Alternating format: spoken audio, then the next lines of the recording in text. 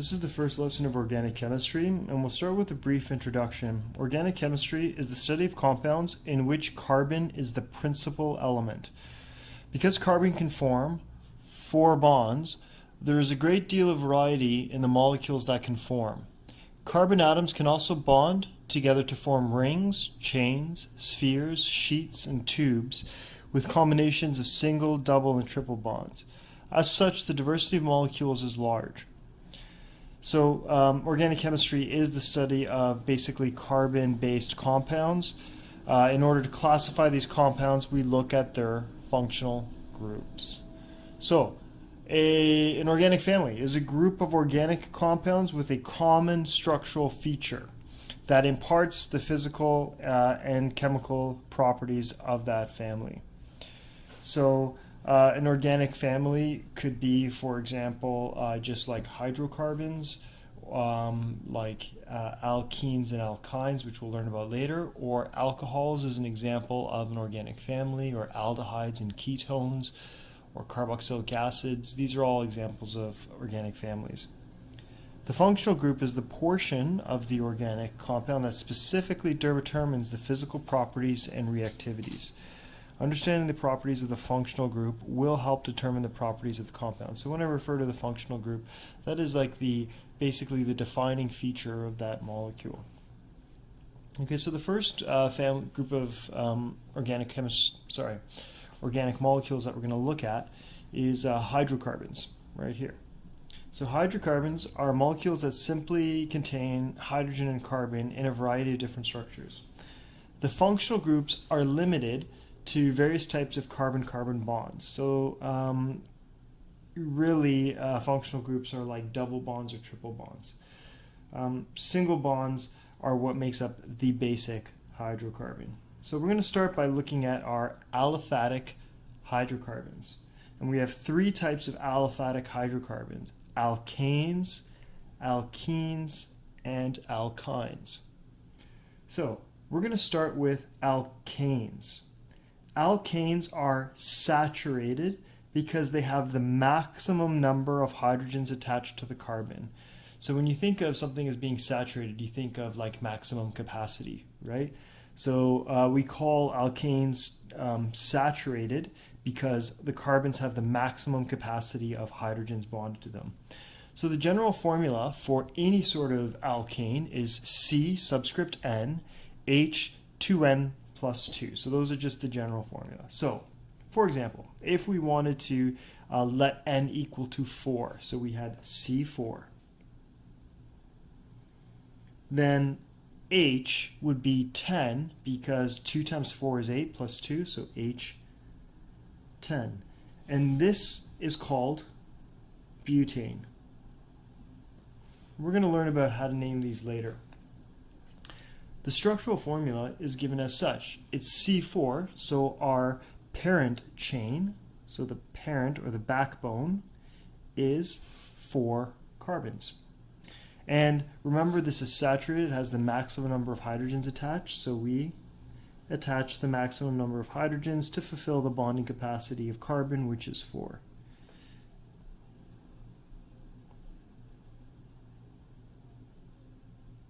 Okay, so that right there is butane as a structural formula. But drawing all these individual hydrogen bonds, or rather the hydrogen bonded to the carbon, can actually take up a lot of time. So what we often do is we do what's called a condensed structural formula, or a condensed structural diagram, which is as such. H3C bonded to CH2, CH2, CH3. And the reason why we give H3C here is just because we have the H's on the outside and then CH3 here. It is not incorrect to write it like this as well. You can write it like this, or you can even write it without the single bonds in between. So just CH3, CH2, CH2, CH3. Okay?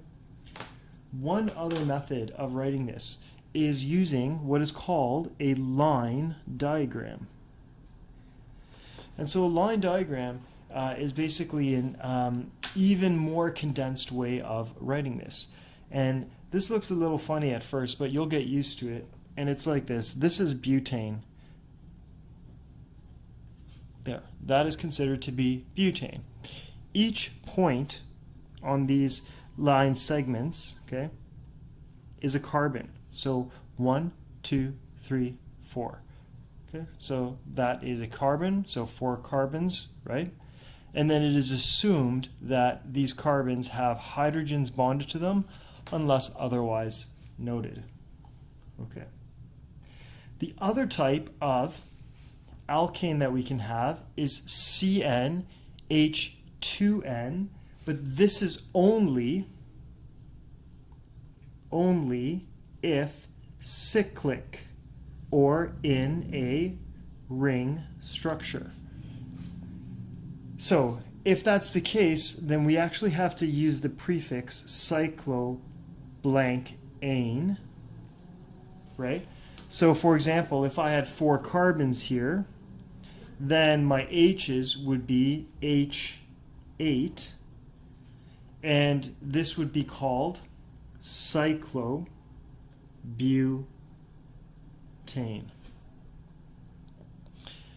What would the structural look? Well, it's 4 carbons, but they're in a ring.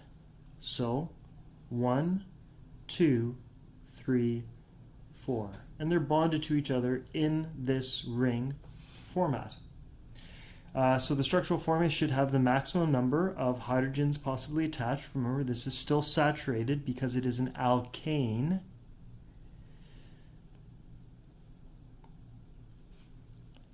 And that's what it would look like right there. Now, if I wanted to do a condensed structure, I could write it like this. H2C bonded to CH2, CH2 bonded to H2C, and then bonded like that. Now, if I want to do a line diagram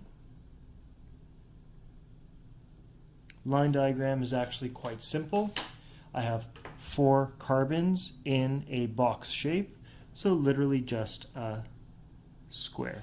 And so that is cyclobutane. This is butane because it is a chain, and this is cyclobutane because it is a ring. Again, the ending is always ane, because it is an alkane and it is saturated with the most number of hydrogens.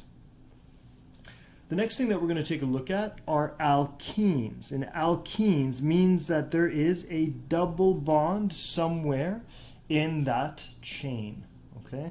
And because there's a double bond in that chain, we have to use the ending ene to indicate to the person reading the name that there is a double bond. Whereas in the previous example, if you have ane, that means that it's saturated. You'll know that there are no double or triple bonds. But if you have ene, this means that it's going to be unsaturated, which means that because there's a double bond, we are losing the capacity to have the maximum number of hydrogens on that chain. So let's look at, again, C4. Well, it's going to have the exact same formula as cyclobutane, except in this case, we will call it butene. And I will write 1 butene because I'm going to have that the double bond occur on the first carbon, right? So I have 4 carbons here, 1, 2, 3, 4. The 1 indicates that the double bond is on the first carbon, and like this. Okay, great. Now I have to fill up the rest of this molecule with hydrogens.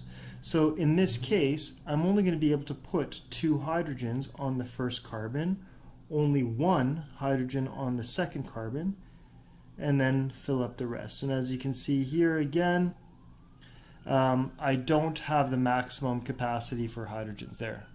Okay, moving along. Now that the sirens are over, there's definitely one downside to living downtown. I'm going to do the condensed structure. Right there. Now, how would I do the line structure for this molecule? Well, I have my 4 carbons 1, 2, 3, 4. But we have to indicate that there is a double bond here. And there it is. There's the double bond on my first to second carbon. So there's the line diagram for that. Okay, so this would be considered a functional group because this double bond here will give this molecule certain properties. This double bond here makes this molecule more reactive because remember that a double bond is made up of a sigma bond and a pi bond. And when you have a pi bond, the electrons are above and below the bond axis, so the electrons are more available to react chemically with other substances. So this is a site of chemical reactivity because the electrons are more exposed. Whereas in this case, the electrons are between the atoms, so the electrons being nestled between the atoms in that sigma bond, it's less reactive. But when you have the electrons above and below the bond axis, they're a little bit more exposed. And so when you have a collision, they can overlap with other electrons and cause a chemical reaction. All right, the next thing that we're going to look at is an alkyne. So an alkyne is a triple bond, all right? And so we have the ending YNE to indicate that it is a triple bond. And the general formula is CnH2n-2. So if I have 4 carbons, I will have only 6 possible hydrogens. In this case, I will put the double bond on the on the first carbon again. It could go on the second if you want, but just for the sake of clarity for an introduction, I'm going to put it on the first carbon. And I do 4 carbons right here. The triple bond, as we see in the name, yne, Y-N-E, so that means it's got a triple bond. That number means it's on the first carbon, so I'll put the triple bond right here. Boom, boom, okay. And we can see here that this is only going to have 1 hydrogen there. No hydrogens on this carbon because it has fulfilled its bonding capacity. 2 hydrogens here, and then 3 hydrogens on the last. All right, our condensed structure will be HC, triple bond C, bonded to CH2, bonded to CH3, and the line diagram for this is up, down, up, with a bond here and a bond here. Triple bond there. Okay, so we have gone over the aliphatic hydrocarbons, which are alkanes, so saturated hydrocarbons that have the maximum number of hydrogens attached, alkenes, where there is a double bond, and alkynes, where there is a triple bond. And I want you to think to yourself and see if you can answer this on your own. Why is there no such thing as a quadruple bond, right? Why are there no compounds that have quadruple bonds within them? And I think if you think about that for a little bit, you should come to a conclusion. The next thing that we're going to look at is, very quickly, we're going to look at aromatic compounds. And aromatic compounds, they basically are a very specific family of hydrocarbons in which you have alternating double bonds in a ring structure. And the only one that we're going to encounter in this course is benzene, the only one necessary for this course, C6H6. And it looks like this. You've got C bonded to C, double bonded to a C, single bonded to a C, double bonded to a C, single bonded to a C, and then double bond. And as you can see here, we have alternating double bonds, and you have H's all around.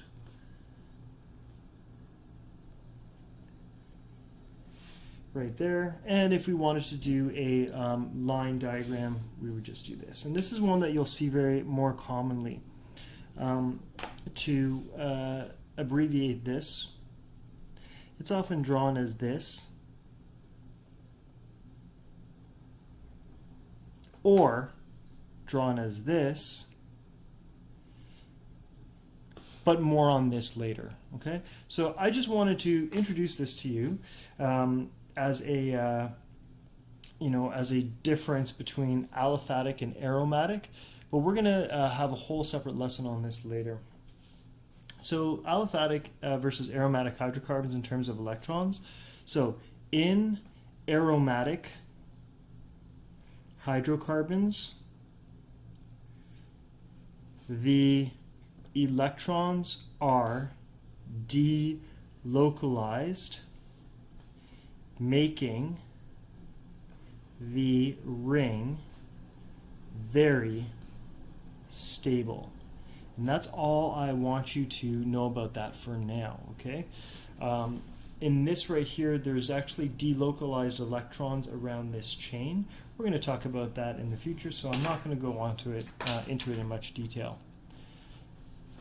Now that we've had a brief introduction on alkanes, alkenes, and alkynes, how to name them and how to draw them, we're going to go into much more detail. Okay, so that's the next page. So go ahead and flip to the next page. Naming and drawing hydrocarbons. Just before we get there, though, I do want to talk about something called structural isomers. Because take a look here. This was cyclobutane, C4H8. This is 1-butene, C4H8. So they have the exact same number of carbons and hydrogens, but they have a different structure. So we call these structural isomers. I'm going to write that as structural isomers. And that is right here. Molecules with the same formula, but different arrangements. So C4H10 can actually be written like this. You can have, as we showed you, H3C, CH2, CH2, CH3. Alternatively, you could do it as such. H3C, CH, CH2, and then you have, CH3 rather, and then, oh, I'm not sure why I put a dash there, 1 second. Okay, and we're back. H3C to CH to CH3, then another CH3 coming off the bottom there. And let's count. 1, 2, 3, 4 carbons, 3, 6, 9, 10 hydrogens. So here we go. This is called butane, and this is actually called 2-methyl-propane. Right? These are now structural isomers of each other because they have the same formula but different chemical structures. Okay, looking at naming hydrocarbons. First you find the longest chain, that's your parent chain, right? And then if that's your parent chain, you have to look at this chart right here, okay? So for example, if your parent chain has 5 carbons in it, then it would be pentane. If your longest chain has 7 carbons in it, then it would be heptane. That would be your parent chain. One way to remember this is MEPB,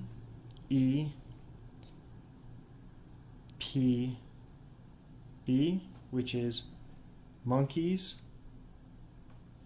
eat peeled bananas, right? That's 1 carbon, 2 carbons, 3 carbons, 4 carbons, and then you just use the rest for the pentane, hexane, heptane, octane, nonane, decane, which you have seen before. You want a number to give the first branch the lowest number. In case of a tie, look to the location of next branches. And if the next branches are in a tie, then you use the alphabet. So ethyl will get a lower number than methyl. Number 3, use prefixes for multiple branches. So if you have 2 methyls, you would say dimethyl. Or if you have 3 methyl branches, you would have triethyl, right? Include 1 number for each branch. List the branches in alphabetical order. Use commas, numbers, and dashes between letters and numbers. So it seems very complex, but it actually is not so bad. So what we're going to do is we're going to draw this as it relates to naming. So it says find the longest chain. This is your parent chain. All right, that comes right at the end. That right there is your parent chain. So decane in this example is your parent chain. That means you have 10 carbons. 1, 2, 3, 4, 5, 6, 7, 8, 9, 10. And I know that they're all just in a row here because it's not cyclodecane, so it can't be in a ring structure. It's got to be in a chain structure. So decane, 10 carbons. All right. And then we should number these. So 1, 2, 3, 4, 5, 6, 7, 8, 9, 10. On the 5th carbon, we will have a butyl chain. Okay, so that means on this 5th carbon here, I will have 1, 2, 3, 4. Okay, and I basically went, 1, 2, 3, 4. I did a 9-degree, that's okay. So this right here is my butyl group located on the 5th carbon. On the 3rd carbon, on the 6th carbon, I have an ethyl group. So I have 3 ethyl branches, triethyl, so 3 ethyl branches. One of them is on the 3rd. Ethyl is 2 carbons, so carbon, carbon. Another one is on the 3rd, carbon, carbon. And one of them is on the 6th, carbon, carbon. Okay, so I have my 5-butyl, that's my branch of 4 carbons, butyl. I have my 3 ethyls, one on the 3rd, the next one also on the 3rd, and the last one on the 6th. And then on the 5th and on the 7th, I will have a methyl. I have 2 methyl groups located on the 5th and on the 7th. So on the 5th, I've got a methyl. Methyl is 1 carbon. And on the 7th, I've got another methyl. And now what we do is we just fill in the rest with hydrogens. So H3C. In this case, I can fit 2 more hydrogens. In this case, I will be able to fit no more hydrogens around this carbon, but I can do CH3, CH2, CH2, CH3. In this case, I can fit 2 hydrogens. No more hydrogens around the 5th carbon, but here I can definitely put 3. 2, 2, 2, and 3. In this case right here, I should be able to fit 1 more hydrogen, because 1, 2, 3, 4 bonds around that carbon. Here, fill in the rest. Okay, and over here I've got 1, 2, 3, 4. Okay, that's CH2, that's CH2, and CH3. Okay, so that is how we go about naming and drawing them. All right. So what I'd like to do is, you have some examples on the next page. I'd like to actually go over an example with you. So if you take a look, let's take a look at this one. I want you to look at this structure right here. Can you tell me what the longest chain is in this one right here? And it is a bit tricky, so I'm going to get you to pause the video, look at this example, and see if you can find the longest chain. Okay, go ahead and press pause. Okay, so coming back to this, if we were to look for the longest chain, you might think, oh, well, it's 1, 2, 3, 4. Well, that's not actually correct.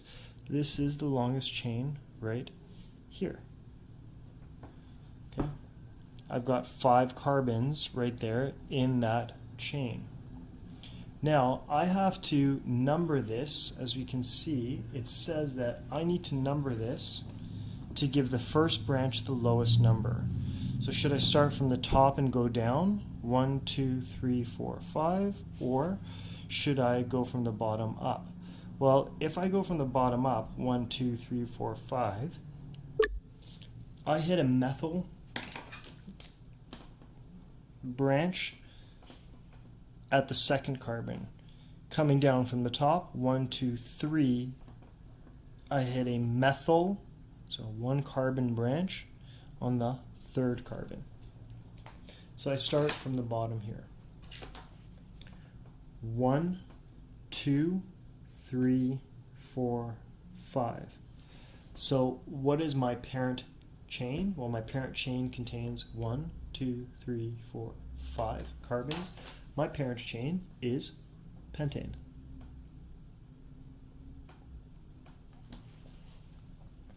Now, do I have any branches off this? Well, I just circled them in purple. These are branches that are sticking off of this parent chain. Much in the same way, these were branches sticking off of this big parent chain. These are methyl branches sticking off the pentane chain. And how many methyls do I have? Well, I have 2 methyls. So because I have 2 methyls, I have to write dimethylpentane.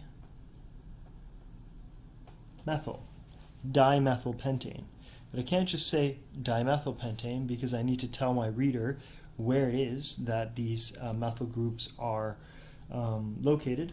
So I look at this and I see that there's a methyl group coming off of the second carbon, and there's a methyl group coming off of the third carbon. So I write 2,3-dimethylpentane, and that is the name of this molecule, and I swear I am not making this stuff up.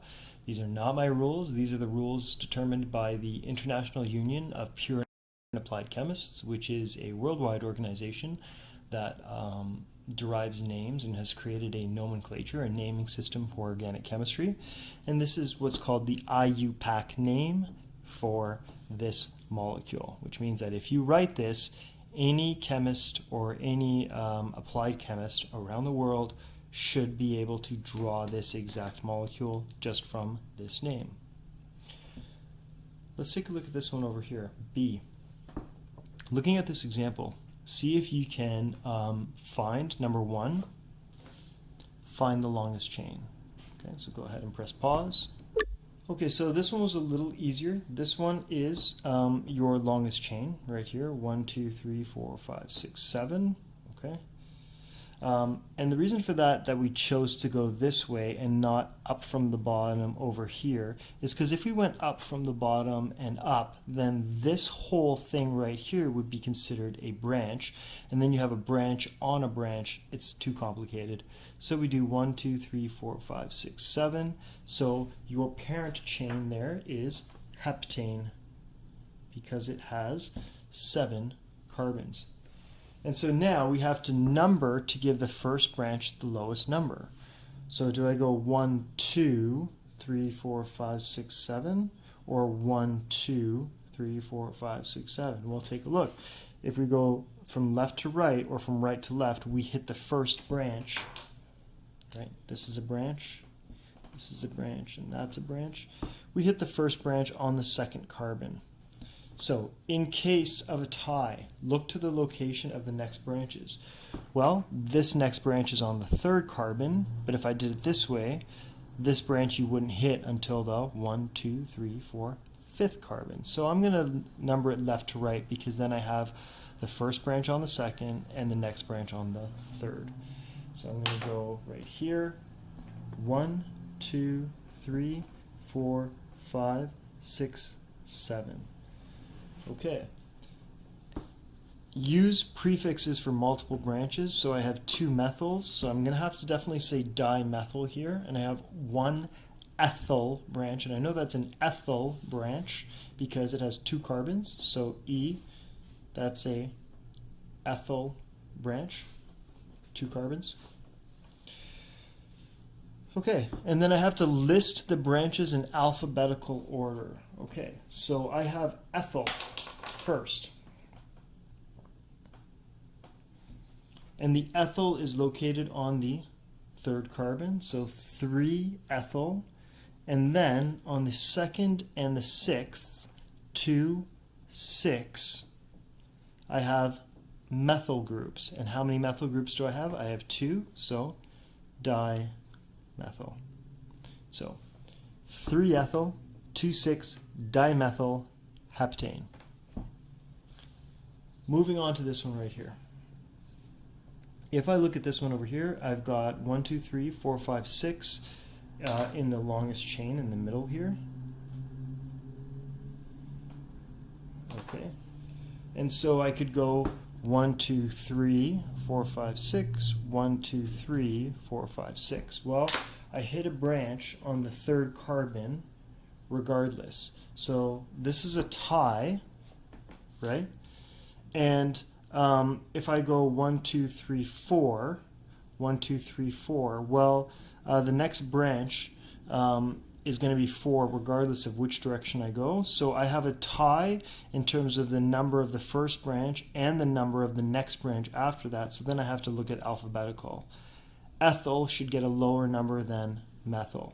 So I will number this from right to left. 1, 2, 3, 4, 5, 6. Okay, so my parent chain is a hexane. That's my longest chain, hexane. I have an ethyl, and I know it's an ethyl because there's 2 carbons, right? It's not drawn out this way, but it's the same thing, right? 2 carbons, 5 hydrogens, 2 carbons, 5 hydrogens. So ethyl is on the third carbon, and I have a 1 methyl on the fourth carbon. So 4 methyl, and then because ethyl is alphabetically E, it comes before M. I write 3 ethyl. 3 ethyl, 4 methyl, hexane. Okay, you're welcome to try these next ones on your own. We're going to just keep going on right here. And we're going to do go back to drawing hydrocarbons as we saw over here. Draw the carbon skeleton for the parent chain, number the chain. Double or triple bonds, we have to include them. You add the branches in the name as we did here. And then ensure all the carbons have the appropriate number of hydrogens. So, here we go. Let's take a look at this. Naming alkanes and alkynes. Alkenes and alkynes. The longest chain must include the double or triple bond. Number chain to give the double or triple bonds the lowest number. Show the location of the multiple bond with the number and use ending ene for the double bond and YNE for triple bond. So when you see 2 pentene, that 2 means that the double bond is on the, right, because it's an ENE, so that's double bond on the second carbon of pentene. So I'm going to draw pentene right here. 1, 2, 3, 4, 5. I'm going to number these left to right. 1, 2, 3, 4, 5. And so the double bond is on the second carbon. And if we look at the name here, 4,4-dimethyl, so it looks like I have 2 methyl groups, one on the fourth carbon and another one on the fourth carbon. So a methyl group here, a methyl group here, and then I fill in the rest with hydrogens. H3C, bonded to.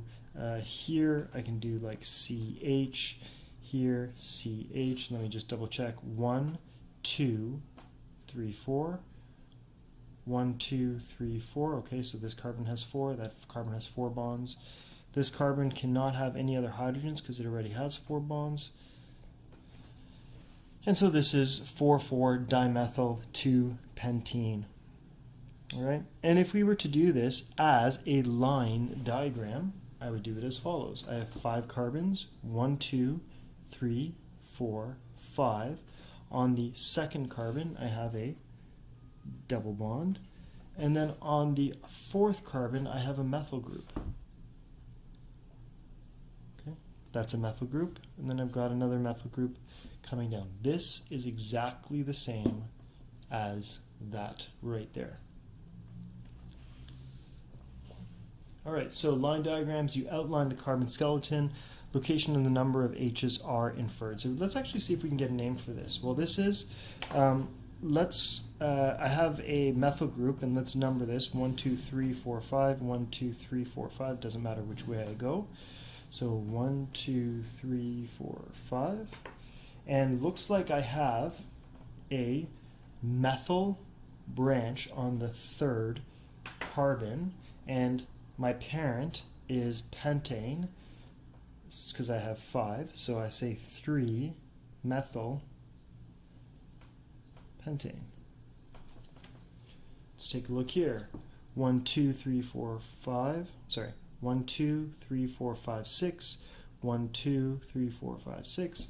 Again, doesn't really matter which way I number it because it's the exact same thing either way. Just for fun, I'll label it backwards. I have 2 methyl groups here, one located on the second, one located on the fifth. So I say 2, 5, and because there's 2 methyls, I write dimethyl, and the parent is 6 carbons, so hexane. Next. See, the double bond has to have the lowest possible number because it's a functional group. So remember it says right here, number chain to give the double or triple bond's lowest number. So because there's a double bond right on that first carbon there, I have to put number 1 there. Okay, and it looks like I've got a methyl there. So I'm going to write 2 methyl because that's a branch. But then I have 2 double bonds, right? So I would write 1, 3 penta diene, and I write diene because I have 2 double bonds. So 2 double bonds on the first carbon, 1 on the first carbon, 1 on the third carbon. So 1, 3 pentadiene. Let's do one more example over here. So looking at this right here, I can, let's do this one for example. So let's number this to, let's find the longest possible chain, and it has to include the double bond. So I could go 1, 2, 3, 4, 5 straight across, or 1, 2, 3, 4, 5, 6. Aha, okay, so that's how I have to go. Okay. All right. This double bond here is the priority because that's the functional group, right? That's the site of the chemical reactivity, so we've got to prioritize that. So that has to get the lowest number. So 1, 2, 3, 4, 5, 6, or 1, 2, 3, 4. Obviously it is 1, 2, 3, 4, 5, 6 because the double bond is on the second carbon. This is a methyl branch. All right, so here I go. I'm going to say that this is 4 methyl because the methyl group is on the 4th carbon. 2 hexene, 2 because the double bond is located on the 2nd carbon. You said right there, right? Okay, that 2 refers to where the double bond is. Okay, great. Thanks for watching. And on the next couple of pages, there are some practice questions that you can do. So just take a look at those and pick and choose a bunch for you to do. Okay, great. Thanks for watching.